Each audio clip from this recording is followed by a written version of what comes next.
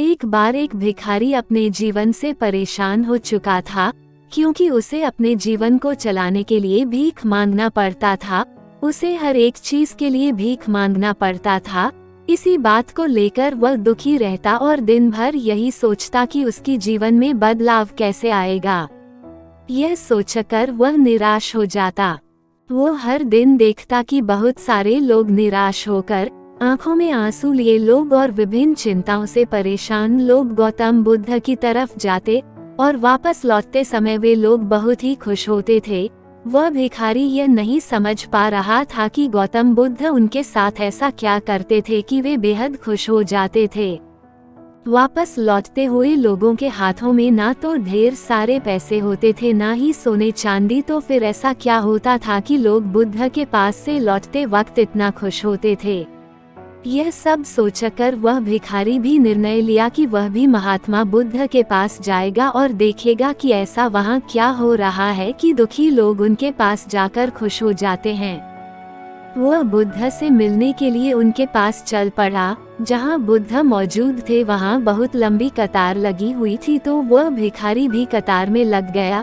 कतार में लगकर वह अपनी बारी का इंतजार करने लगा।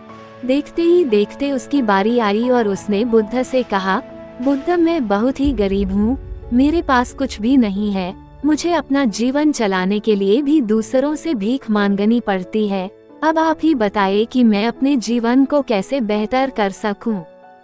यह सब सुनकर बुद्ध ने कहा, तुम गरीब नहीं हो, तुम्हें ऐसा लगता है क्योंकि आज तक कभी तुमने किसी के लिए कुछ भी नहीं किया, ना ही तुमने कभी किसी को दान दिया, ना ही तुमने दूसरों के लिए कुछ किया। यह सब सुनकर भिखारी के मन में एक आशंका जाग उठी। अपनी आशंका को दूर करने के लिए भिखारी ने पूछा, मैं तो एक भिखारी हूँ, मैं लोगों को दान कैसे दे सकता हूँ और कैसे लोगों की सहायता कर सकता हूँ। मुझे तो खुद अपना जीवन चलाने के लिए दूसरों से मांगना पड़ता है।